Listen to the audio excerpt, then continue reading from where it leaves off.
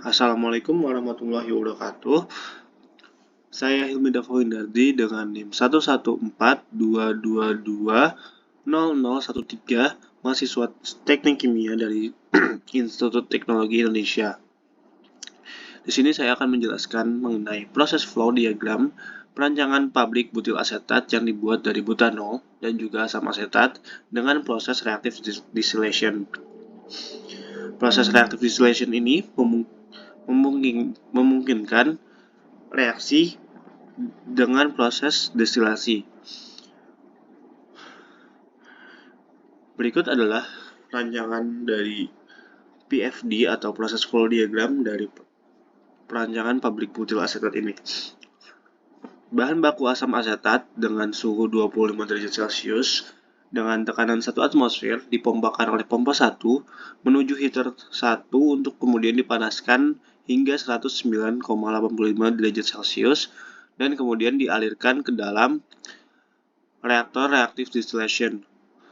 Begitupun untuk bahan baku butanol dipompakan oleh pompa 2 ke dalam heater, kemudian dipanaskan hingga suhu 109,85 derajat Celcius dan kemudian dialirkan juga ke dalam reaktor reactive distillation. Di dalam reaktor ini telah tersedia katalis Amberlis 35W yang kemudian akan menjadi katalis dari proses ini.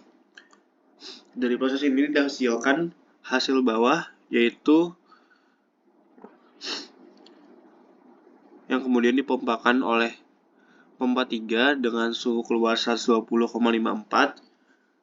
ke dalam reboiler. Dalam reboiler ini kemudian dipanaskan dan sebagian menjadi uap. Uap ini kemudian masuk lagi ke dalam reaktor reactive distillation dan sebagian lagi dibuang sebagai limbah.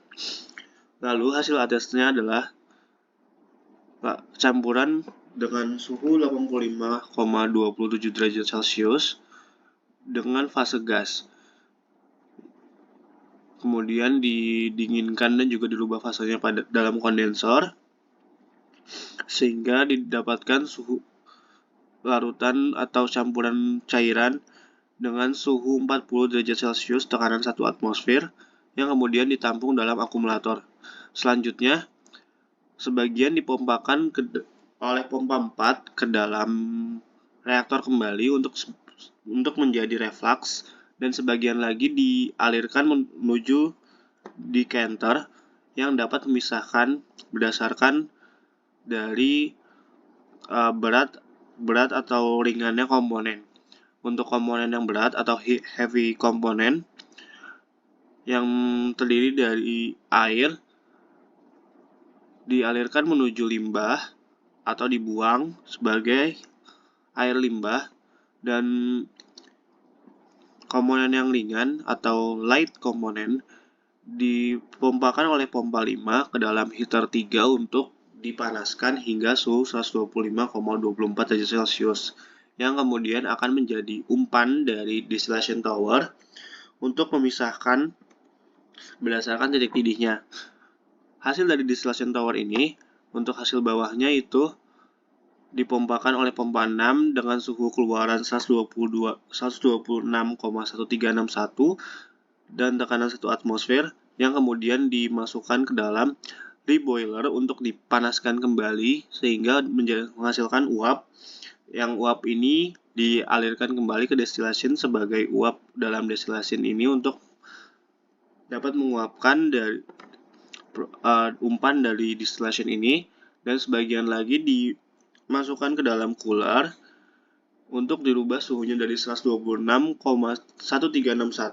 dan diturunkan hingga 25 derajat Celcius untuk kemudian dihasilkan butil asetat dengan kemurnian tinggi yaitu 99,99%. Dan hasil atas dari distillation ini berupa campuran dengan suhu 72,62 derajat Celcius yang berupa gas, kemudian didinginkan dan dirubah fasanya oleh kondensor hingga suhu 30 derajat Celcius tekanan 1 atmosfer yang kemudian ditampung oleh akumulator. dari akumulator ini sebagian dipompakan oleh pompa 7 ke dalam deistilasi untuk sebagai reflux, dan sebagian lagi dikeluarkan sebagai produk samping atau hasil samping, yaitu butil asetat 89%. Jadi dari proses reactive distillation ini akan dihasilkan dua produk, yaitu produk utamanya adalah butil asetat dengan kemurnian tinggi yaitu 99,99%, dan juga butil asetat dengan kemurnian yang lebih rendah yaitu butil asetat 89%. Sekian penjelasan mengenai PFD, butil asetat dari butanol dan asam asetat dengan reactive distillation yang telah saya jelaskan. Kurang lebihnya mohon maaf. Wassalamualaikum warahmatullahi wabarakatuh.